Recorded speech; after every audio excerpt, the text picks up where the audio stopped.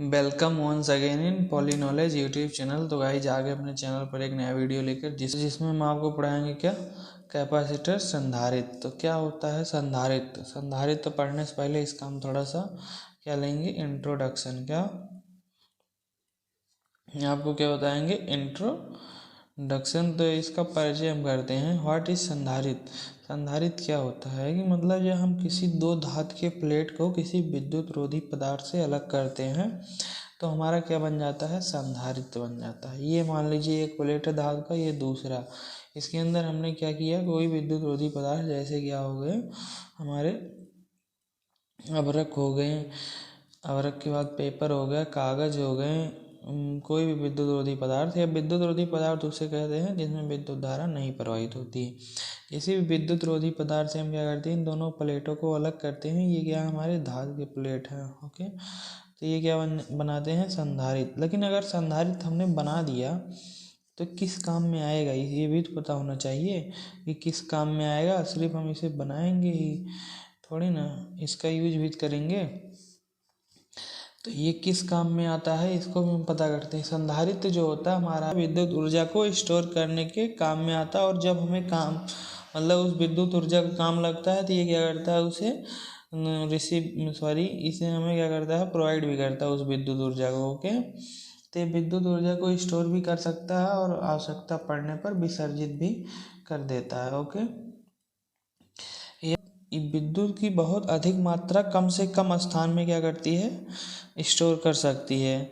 विद्युत की बहुत अधिक मात्रा कम से कम स्थान में स्टोर कर सकती है। अगर बहुत अधिक मात्रा कम से कम स्थान में स्टोर कर रही तो इसका मतलब क्या हुआ कि भैया कैसा आकार है इसका जो बहुत ज़्यादा ऊर्जा कम स्थान में स्टोर कर ले रही। इसका आकार जानते हो, इसका आकार है वो किन किन बातों पर डिपेंड करता है, इसकी धारिता पर डिपेंड करता है। किस पे? इसकी धारिता पर डिपेंड करता है, इस पर लगने वाले प्लेट पर, इसमें लगने वाले प्लेट पर, मतलब प्लेट का आकार कैसा है, या इसमें यूज होने वाले इसमें जो यूज होता है प्रवैद्युत पदार्थ उस पर डिपेंड करता है क्या इसका आकार। मतलब भाई अगर बहुत ज़्यादा स्टोर कर रहा है वैद्युत ऊर्जा कम स्थान में तो इसका आकार कैसा है। तो इसका आकार जो भी हो ये क्या कर रहा है धारिता इसके प्लेट तथा प्रवैद्युत पदार्थ इन सब पर क्या कर रहा है डिपेंड कर रहा है इसका आकार, ओके। तो ये हमारा हुआ क्या इंट्रोडक्शन किससे संधारित्र से, संधारित्र का इंट्रोडक्शन हुआ। हम चलेंगे संधारित्र के सिद्धांत पर, ओके। तो न्यू टॉपिक हमारा क्या रहेगा संधारित्र का सिद्धांत, प्रिंसिपल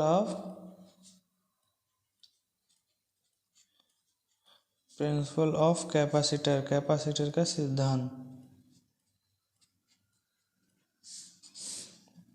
कैपेसिटर किस सिद्धांत पर काम करता, ओके। तो कैपेसिटर किस सिद्धांत पर काम करता है हमने बताया कि आपकी इसमें ऊपर आपको बताया कि इसमें दो धातु के प्लेट होते हैं। तो हम क्या करते हैं इन्हीं दो धातु के प्लेट को क्या करते हैं अब की बार हम किसी बैटरी से जोड़ देते हैं। तो जब हम बैटरी से जोड़ते हैं तो बैटरी क्या होता है इसे वोल्टेज प्रोवाइड करता है। मान लीजिए हम ये अब की बार जो कैपेसिटर की दो धातु प्लेटें हैं, ये मान लीजिए ए है, धातु की प्लेट का नाम ये बी है। हमने धातु की प्लेट ए को बैटरी के पॉजिटिव टर्मिनल से तथा धातु के प्लेट बी को हमने बैटरी के नेगेटिव टर्मिनल से जोड़ दिया है। तो जो बैटरी का पॉजिटिव टर्मिनल होगा वो क्या करेगा यहाँ से धातु की प्लेट से क्या करेगा इलेक्ट्रॉन को अपनी तरफ आकर्षित करेगा। बैटरी का पॉजिटिव टर्मिनल इलेक्ट्रॉन को क्या कर रहा है या अपनी तरफ खींच रहा है। तो जब ये इलेक्ट्रॉन को अपनी तरफ आकर्षित कर रहा है तो ये क्या हो जाएगा ये प्लेट धनावेशित हो जाएगा, क्योंकि जो इस पे पॉजिटिव आयन तथा नेगेटिव आयन थे वो क्या कर रखे थे आपस में इस प्लेट पर बैलेंस बना के रखे थे। जब हमने इसमें से क्या किया नेगेटिव आयन को अपनी तरफ आकर्षित कर लिया, क्योंकि ये बैटरी का पॉजिटिव टर्मिनल है तो ये नेगेटिव वाले को अपनी तरफ आकर्षित करेगा। तो नेगेटिव वाले को आकर्षित करने का मतलब इलेक्ट्रॉन को अपनी तरफ जब आकर्षित कर लिया तो ये हमारा प्लेट क्या हो जाएगा धनावेशित हो जाएगा। क्या हो जाएगा इस पे कौन सा आवेश ओनली बचेगा प्लस वाला आवेश ही बचेगा। तो ये क्या हो जाएगा धनावेशित हो जाएगा। और संधारित्र की जो धातु की प्लेट बी है वो क्या करेगा बैटरी के नेगेटिव टर्मिनल जो है वो उससे क्या करेगा इलेक्ट्रॉन मतलब इसकी तरफ विकर्षित होंगे। तो इससे क्या होगा, जो हमारा बैटरी का संधारित्र का धातु प्लेट भी है वो निगेटिव हो जाएगा, निगेटिव रूप से आवेशित हो जाएगा। ओके, क्योंकि ये बैटरी का जो निगेटिव चैनल है ये इलेक्ट्रॉन को क्या कर रहा है, विकर्षित कर रहा है धातु प्लेट की ओर इस साइड, तो इससे ये क्या हो जाएगा, निगेटिव आवेशित हो जाएगा। जो हमारा क्या है, प्लेटों पर क्या आ जाता है, आवेश आ जाता है, इसके कारण इस पर क्या होता है, विभवांतर स्थापित हो जाता है। इस पर जो होता है इलेक्ट्रॉनों का अस्थिर प्रभाव। अस्थिर प्रभाव क्या होता है, मतलब जब ये हमारे प्लेट दोनों क्या रहते हैं, आवेशित नहीं रहते हैं, एकदम विसर्जित रहते हैं, इस पर कोई आवेश नहीं रहता है, तब क्या होता है कि इसमें आवेशन धारा, ये जो आवेशन धारा इलेक्ट्रॉन है, यही आवेशन धारा है, ये क्या होती है, बढ़ना स्टार्ट करती है। ये क्या करती है, आवेशन धारा बढ़ना स्टार्ट करती है, और एक पॉइंट पर क्या होता है कि ये बैटरी के विभव के बराबर हो जाता है। किसका, इसका विभव, इसका विद्युत वाहक बल, इसका विभव क्या हो जाता है, बैटरी के विद्युत वाहक बल के बराबर हो जाता है। तब उस टाइम क्या होता है, कि मतलब इसमें करंट फ्लो एकदम जीरो हो जाता है। जब इसमें क्या होता है, बिल्कुल समाप्त हो जाता है, तो प्लेटों के बीच विभवांतर धीरे धीरे बैटरी के विद्युत वाहक बल के बराबर हो जाता है। कोई भी दो प्लेट जिनके बीच क्या किया जाए, विद्युत क्षेत्र को, मान लीजिए ये दो प्लेट है, इनके बीच क्या है, विद्युत क्षेत्र को मेंटेन रखा जाए, मेंटेन तो उसे क्या कहते हैं, उसे हम संधारित्र कहते हैं। ओके, क्या कहते हैं, कैपेसिटर कहते हैं। तो इस प्रकार से हमारा हो गया कैपेसिटर। कैपेसिटर के क्या होते हैं उपयोग, जो होते हैं, इसे एसी परिपथों का शक्ति गुणांक, मतलब जो हमारे एसी सर्किट होते हैं, एसी सर्किट के पावर फैक्टर को कंट्रोल करने के लिए। ओके, अब पावर फैक्टर यहाँ पर नहीं बताएंगे, नहीं तो ये पावर फैक्टर वाला टॉपिक बहुत ही बड़ा कर देगा इस वीडियो को। पावर फैक्टर को बढ़ाने के लिए काम में आता है। एकल कला प्रत्यावर्ती धारा मोटर को ये स्वचालित कर देता है, जो आपने सिंगल फेज के नाम से सुना होगा, सिंगल फेज मोटर होते हैं। सिंगल फेज जो मोटर होता है उसको क्या करता है, ये ऑटोमेटिक स्टार्ट करने के लिए यूज किया जाता है। जैसे वो स्टार्ट नहीं होता है तो उसे क्या कहते हैं, ऑटोमेटिक स्टार्टर बनाने के लिए इसका यूज करते हैं। ओके, ये हमारा दूसरा हो गया यूज। तीसरा यूज हो गया रेडियो रिसीवरों में, स्टेशन पे क्या करते हैं, हम सिग्नल मिलाने के काम में करते हैं इसका यूज। किस में यूज करते हैं, जो हमारा रेडियो होता है उसमें सिग्नल मिलाने के काम में आता है, रेडियो सिग्नल में यूज किया जाता है। उसके बाद ये कई जगहों पर यूज किए जाते हैं, इलेक्ट्रॉनिक परिपथ में, जैसे बहुत से काम में यूज होते हैं। तो इस प्रकार से इसके यूज भी बहुत ज़्यादा हैं। ओके, तो हम अब आ गए हैं अपने नेक्स्ट पॉइंट पर। हमने क्या बताया, यहाँ पर संधारित्र के उपयोग भी बता दिए हैं, और हम चलते हैं अपने नेक्स्ट पॉइंट पर। क्या बताएंगे, यहाँ संधारित्र की वैद्युत धारिता जिसे हमने बताया है ऊपर यहाँ पर, कि इसका आकार किस पर डिपेंड करता है, धारिता प्लेट वैद्युत पर। तो उसी प्रकार से अब हम इसमें धारिता बताएंगे आपको। कैपेसिटी ऑफ ए कैपेसिटर, किसी चालक की वैद्युत धारिता उस चालक के विद्युत आवेश के संग्रहण करने की क्षमता की माप होती है। कोई भी चालक कि वैद्युत धारिता जो है, मान लीजिए यही चालक थे, विद्युत प्लेट थे, इसकी धारिता क्या होगी, इसको मतलब आवेश ग्रहण करने की मात्रा जो होगी वही क्या कहलाएगी, इसकी विद्युत धारिता कहलाएगी। क्या कहलाएगी, विद्युत धारिता कहलाएगी।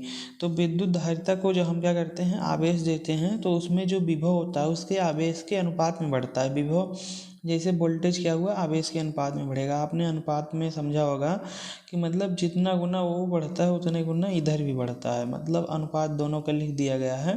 तो मतलब अगर आवेश को हम बढ़ा रहे हैं तो आवेश के अनुपात में क्या बढ़ता है, विभव बढ़ता है। मतलब प्लेट, हमने ऊपर बताया था कि अगर प्लेटों के बीच आवेश स्थापित हो जाता है तो उसके स्थापित होने से उसमें क्या आ जाता है, विभव आ जाता है। तो जब इसके आवेश को हम बढ़ाते जाते हैं तो इसका विभव भी बढ़ता जाता है, किसके अनुपात में, इसके आवेश के अनुपात में। अनुपात में बढ़ने का मतलब क्या हुआ कि जैसे अनुपात में बढ़ने का मतलब क्या हुआ, जितना Q बढ़ेगा उतने भी बढ़ेगा। मतलब क्या हुआ कि Q जितना बढ़ रहा है उतने गुना भी बढ़ रहा है, तो इसका मतलब Q के प्रोपोर्शनल है क्या, भी। तो इसमें क्या है कि अगर Q के प्रोपोर्शनल है तो मान लेते हैं ये किसी चालक को Q आवेश दिया गया, इतना आवेश दिया गया, Q आवेश दिया गया, तो उसमें जो विभवांतर आएगा, विभवांतर में वृद्धि होगी, वो क्या होगी, V होगी। तो हम क्या करेंगे, Q को प्रोपोर्शनल कर देंगे किसके, V के। अगर हमारा Q प्रोपोर्शनल हो गया है V के, तो हम Q को, इस प्रोपोर्शनल के नियतांक को हटाने के लिए क्या ले आएंगे, एक कांस्टेंट ले आएंगे, जिसे हम क्या कहेंगे, C। और ये हमारा C वाला कांस्टेंट क्या होगा, यही कहलाएगी क्या, विद्युत धारिता। ओके, यही क्या कहलाएगी, हमारी कैपेसिटी ऑफ कैपेसिटर, यही क्या कहलाएगी, धारिता कहलाएगी। अब हम इस धारिता को डिफाइन करने के लिए Q को 1 मान सकते हैं और V को 1 मान सकते हैं, लेकिन पहले हम C को इधर तो करें। C क्या हो गया, इधर आ गया, और Q/V हो गया। ओके, क्या हो गया, Q/V हो गया। तो इस वाले फार्मूले से हमें धारिता का पता चला कि किसी भी चालक को दिया गया आवेश तथा उसमें होने वाले विभव में, उस चालक में होने वाले विभव में वृद्धि के अनुपात को ही क्या कहते हैं, धारिता कहते हैं। लेकिन अभी हमें क्या करना है, एक डिफिनीसन इससे बनाना है। किससे, ये जो हमारा Q बराबर 1 V बराबर 1 और Q बराबर 1 रखेंगे। तो जब हम क्या करते हैं, V बराबर 1 रखेंगे तो C बराबर हमारा क्या प्राप्त हो जाएगा, Q। C बराबर क्या हो जाएगा, Q, और इसका मात्रक क्या होता है, फैरेड होता है। तो C बराबर Q फैरेड आ गया, क्या, फैरेड। ये फैरेड क्या है, धारिता का मात्रक है। ओके, अगर हमने V बराबर 1 रखा और Q बराबर 1 रख दिया, तो हमारी धारिता ही 1 फैरेड आ जाएगी, क्या आ जाएगी, 1 फैरेड। इसका क्या है, कूलाम प्रति वोल्ट या फैरेड, इसका मात्रक क्या हो सकता है, कूलाम प्रति वोल्ट होगा, क्योंकि आवेश का मात्रक कूलाम, इसका मात्रक वोल्ट, और इसका मात्रक कूलाम प्रति वोल्ट लिख सकते हैं, या क्या लिख सकते हैं, फैरेड। ओके, कूलाम प्रति वोल्ट या फैरेड, इसका मात्रक हो गया किसका, धारिता का। ओके, तो इसकी धारिता की क्षमता अथवा धारिता का निर्भरता हम बताएंगे कि धारिता की क्षमता किस पर, मतलब किस पर निर्भर करती है, कि मतलब इसकी धारिता जो है, इसकी क्षमता हम क्या क्या यूज करके बढ़ा सकते हैं। इसकी धारिता जो है किस प्रकार से बढ़ सकती है, प्लेटों के क्षेत्रफल पर क्या होती है, इसकी धारिता जो होती है, मतलब C, वो क्या होती है, प्लेटों जो हमने उसमें धातु के प्लेट यूज किए हैं, उसके क्षेत्रफल के सीधा प्रोपोर्शनल होता है। ओके, और उसके बाद प्लेटों के बीच की दूरी की क्या होता है, रिवर्सली प्रोपोर्शनल होता है इसकी धारिता। जो उसमें प्लेटों के बीच की दूरी है, वो क्या होगा, रिवर्सली प्रोपोर्शनल होगा धारिता के। प्लेटों के बीच के माध्यम पर भी क्या करता है, धारिता प्रोपोर्शनल होती है प्लेटों के बीच के माध्यम पर। ये क्या है, माध्यम एप्सिलॉन नॉट। ओके, निकटतम तथा अन्य आवेशित धातु की उपस्थिति पर भी डिपेंड करती है, या क्या करेगा, प्लेटों के चारों ओर के माध्यम पर भी डिपेंड करेगा, उसको हम लिखते नहीं। ओके, तो इसकी जो हमारी धारिता है, संधारित्र की क्षमता अथवा धारिता की निर्भरता, मतलब किस पे निर्भर करती है धारिता हमारी, तो इस प्रकार से dependency of capacitance of a capacitor, मतलब उसकी धारिता किस पर डिपेंड करती है।